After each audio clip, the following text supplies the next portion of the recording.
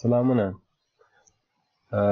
غواړم په دې ویډیو کې تاسو ته وښیم چې په مایکروسافټ ورډ کې، البته 2019 ورژن ده، په مایکروسافټ ورډ کې څنګه موږ کولی شو کوم مواد چې موږ لیکلي وي هغه خروجي ونیسو، یعنې لیاوټ منیو وایو. او په لیاوټ منیو کې ټول هغه شیان دي چې څنګه موږ کولی شو فایل خارج کو او د چاپ لپاره یې اماده کو. نو که تاسو غواړئ دا ټول زده کړئ، ویډیو کې له موږ سره تر اخره اوسئ او راځئ ویډیو شروع کړو.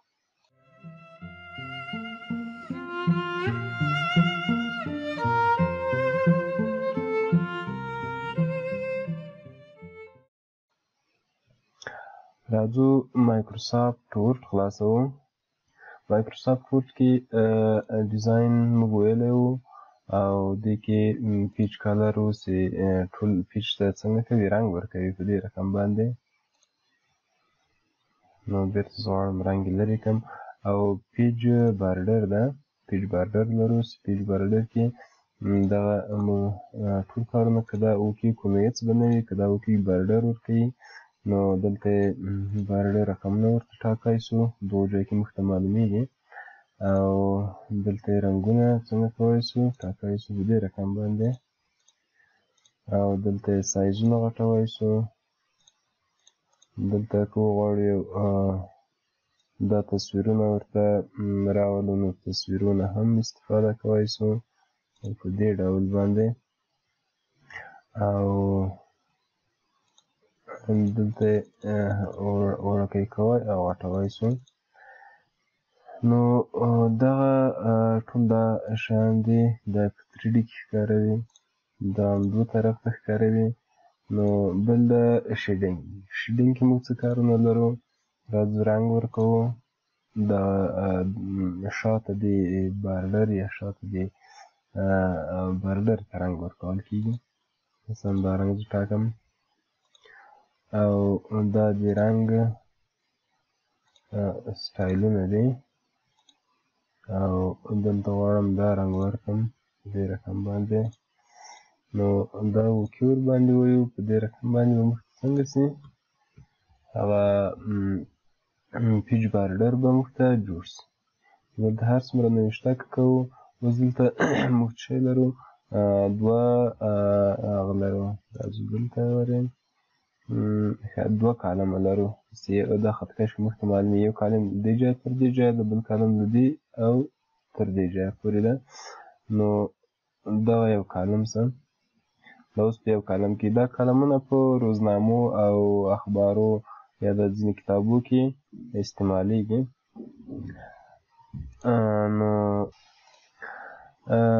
نو ډیزاین منیو خلاص شوله او راځو لیاوټ منیو ته. نو لیاوټ منیو کې موږ څه کارونه کولی شو وروڼو؟ لیاوټ منیو کې موږ هغه ټول پیج سیټ اپ ده، کوم پیج سیټ اپ چې موږ تاسې په دې برخه کې هم ویلی وو په پرنټ کې او پیج سیټ اپ دلته هم دا ویلی وو. نو اوس بیا هم راځو په پیج لیاوټ کې دغه منیو څنګه کولی شو موږ ویلی شو. اولې صفحې برابرول دي چې صفحه څومره فاصله ولري شاوخوا نه خپل د خوښې وړ صفحه به وټاکئ، دومره فاصله ولري دومره ولري، نورمال حالت یې دا ده. او وروسته د هغو راځو صفحه په څه رقم باندې موږ ته چاپ کړي، په پرته ولیکي چاپ کړي او که په ولاړې باندې وي نو په دې رقم باندې به راسي. دا اوس په ولاړې باندې چاپي. که یې دې ته واړوو نو هغه بیا څنګه کېږي؟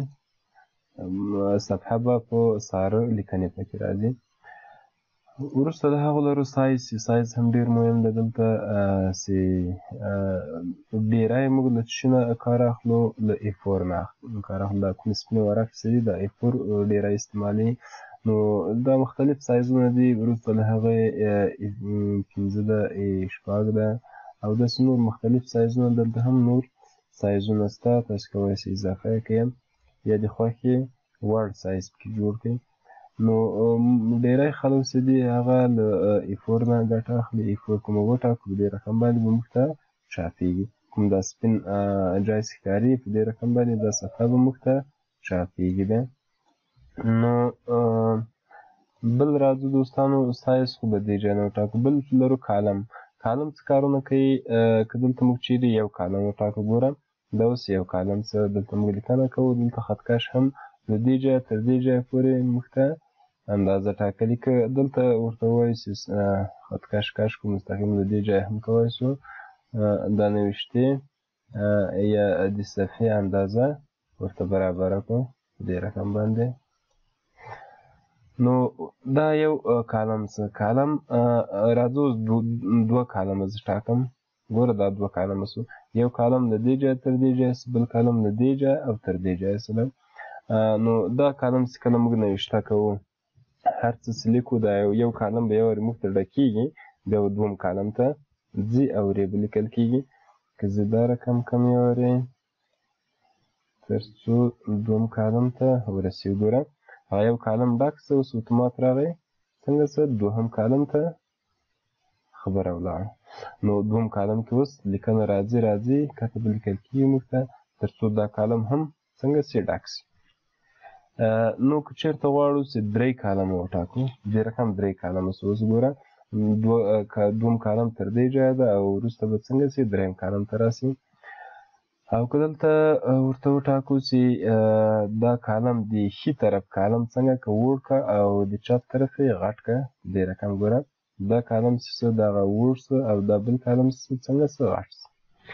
نو که بیا ورته راسو ورته وایي د چپ طرف کالم یې وړ که او د ښي طرف یې غټ که، نو دلته به خاص رنګ به ښکارېږي فعلا، ځکه موږ هلته رنګ ورکړی ټولو کې دا رنګونه نه راځي، موږ هلته ډیزاین کې رنګ ورکړو نو اوس هم دلته رنګ لرو.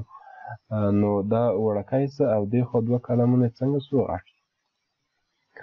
او وروسته له هغو دلته نور هم راځو کالمونه، دا هماغه یو دوه او درې کالمه ده. ښی طرف یې وړ ده کالم، چپ طرف یې ښی طرف یې وړ ده او چپ طرف یې وړ ده.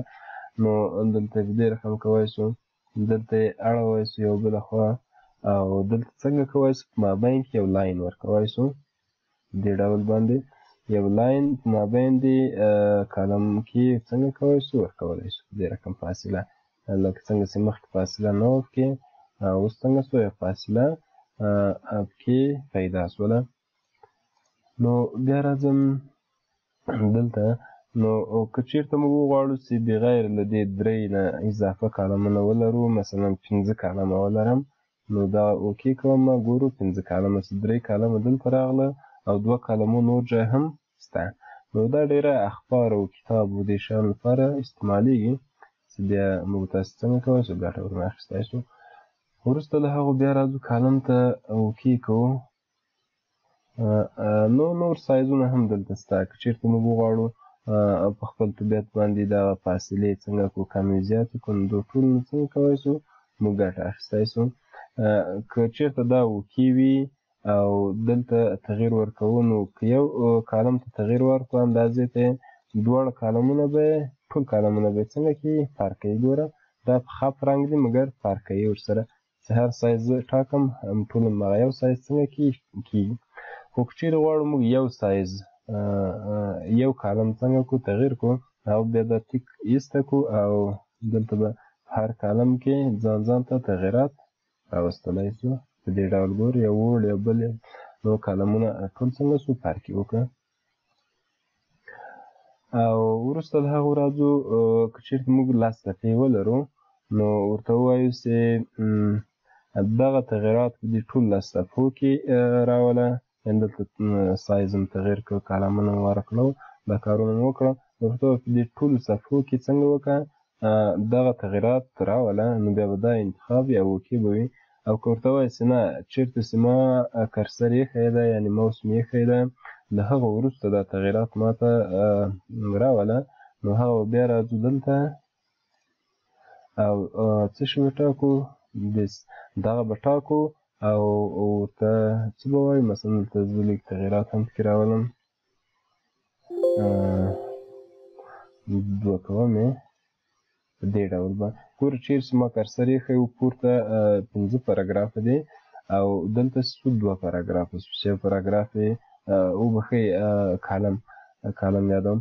نو دغه کالم چې ده یو کالم کې نوشته موږ نه لرو او یو کالم کې نوشته لرو، یو کالم جای دا کېږي او بل کالم جای دغه شو. نو په دې رقم باندې وروسته کالم خلاص و. راځو بریک ته. بریک صفحه څه کار کوي؟ چیرې موږ دلته ماوس ولاړ وي او راسو بریک صفحې ته او موږ یو بلې صفحې ته ولي بخښنه غواړم. نو که چیرې موږ ورته ووایو دغه لیکنه چې ده دغه موږ کاملا بلې صفحې ته بوځه، نو په هغه صورت کې به راځو له بریک نه به څنګه کوو کار اخلو. ګوره نو دا یو ختم پاتې ده که ما کرسر کوز ایښی و.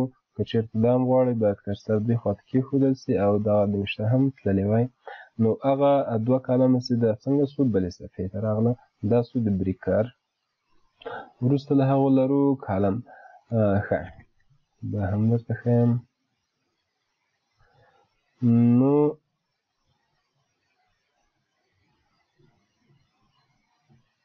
په دې رقم دوستان تر څو ښه متوجه سو په دې رقم باندې راځم یو وارې بیا هم کالم ته ورځم او دلته یو لاین کې اچوم. ښه نو که چېرته موږ دوه کالمه یو صفحه کې ولرو، کومه لیکنه چې کوو دا به دا کالم څو ډک سوی نه وي، دې کالم ته نه راځي، دې ځای ته نه راځي. که چېرته موږ ورته ووایو دا دلته ولیکه او راوړه دوم کالم کې زه لیکنه کوم، بیا به راسو دلته به دا وکېږو او دا به ورته وکېږو. ګورو چې اتومات څنګه څه دوهم کالم ته ولاړه او اولنی کالم ډک نه ده، خبره راغله چیرې دوهم کالم ته. دا په دې رقم کار کوي.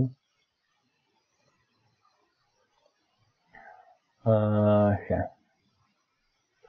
بل لرو ټکسټ رایټینګ لرو چې هغه موږ څنګه کولی شو. هغه دلته راځو یو پاراګراف د دې ځایه که وټاکو یعنې هغه علامت یې روښانه کړو. دا سو یو پاراګراف. پام ده که چېرته موږ انټر ووایو دا سو بل پاراګراف په دې رقم باندې. خو که چېرته موږ دلته انټر ووایو نو هر پاراګراف مو څنګه کېږي ځانته کېږي. که چېرې ورته ووایو چې نه انټر وهم فاصله پکې راولم ولې پاراګراف یې نه بدلوم، بیا به راځو دلته او ټکسټ ریفینګ به څنګه کوو ټاکو. نو دلته د علامت چې کوم راغله دغه علامت دا علامت چې کوم راغله دلته که چېرته اوس موږ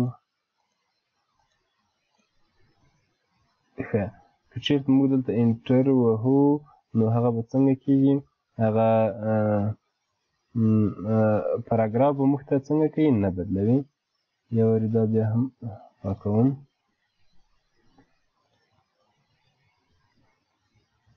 دا پاراګراف څه او راځمه دا ټاکم له دې ځایه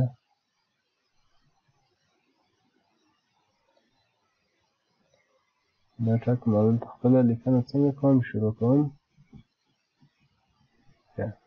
نه یو وارې دا پاکمه دې رقم باندې. که انټر ووایو نو اوس به پاراګراف موږ ته بدلېږي او که چېرته دلته راسو دا وکېږو نو اوس دلته کوم لیکنه چې موږ کوو وروسته له هغه به څنګه کېږي موږ ته پاراګراف نه بدلېږي. نو دغه په دې رقم باندې کار کوي. په دې رقم دا لیکنه موږ سره چیرې وي نو پاراګراف بیا موږ ته نه بدلوي او دغه علامت چې دا کوم چاپ کې نه راځي او کولی شو فقط د دې لپاره چې موږ ته پاراګرافونه ښکاره کړي چې څو پاراګرافه دی په کوم ځای کې دی. نو د دې لپاره دی چې کله بېرته غواړئ بند یې کړئ له دې ځایه به بندوئ په دې رقم باندې. نو دوستانو راځو بیا له یو ته او دا برخې بیا وایو سیکشن برخه ده چې دا وروسته وایو تر څو تاسې ورباندې پوه شئ په بل راتلونکي درس کې. او بل چې لرو لاین نمبر. نو دلته که چېرته موږ ورته ووایو چې موږ څنګه که لاین نمبر راکړه په دې رقم به موږ څنګه وکړي نمبرونه به راکړي چې کوم دلته نمبرونه مخکې راکړي دي ولې نه معلومیږي. زه ځم یوه نوې صفحه خلاصوم تر څو ښه متوجه شو ورته. دلته لیکمه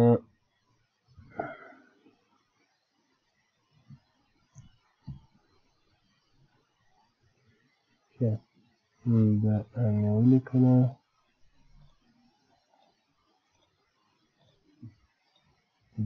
رقم باندې. ښه دا مې چې کله ولیکل نو راځم دلته لیاوټ نمبر ګوره 1 2 3 4 نمبرونه مخکې راکړل. په دې رقم به دا نمبر راکړي او په دې رقم به څنګه وکړي مخته. ښه نو دا خو اتوماتیک نمبر شو. که دا موږ بلې صفحې ته هم ځو کنټرول انټر که ووایو نو ګوره موږ ته یې پنځم شپږم اووم همدغه به حسابوي. صحیح ده. او که چېرته موږ دلته راسو نمبر ته او ریسټارټ ته دا ووایو نو هر صفحې ته چې موږ بیا ځو موږ ته به څنګه کوي له اول نمبره به شروع کوي.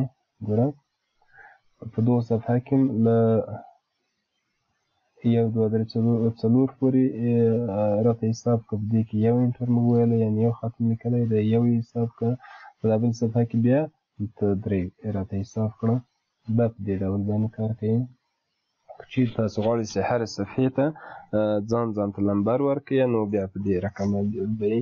او که چېرته غواړئ په ټولو صفحو کې نمبر له سره شي یعنې له اولې صفحې او اتلسمې صفحې ټول نمبر یو رقم وي بیا به راځئ همدغه وټاکئ. نو دوستانو که چېرته موږ وغواړو چې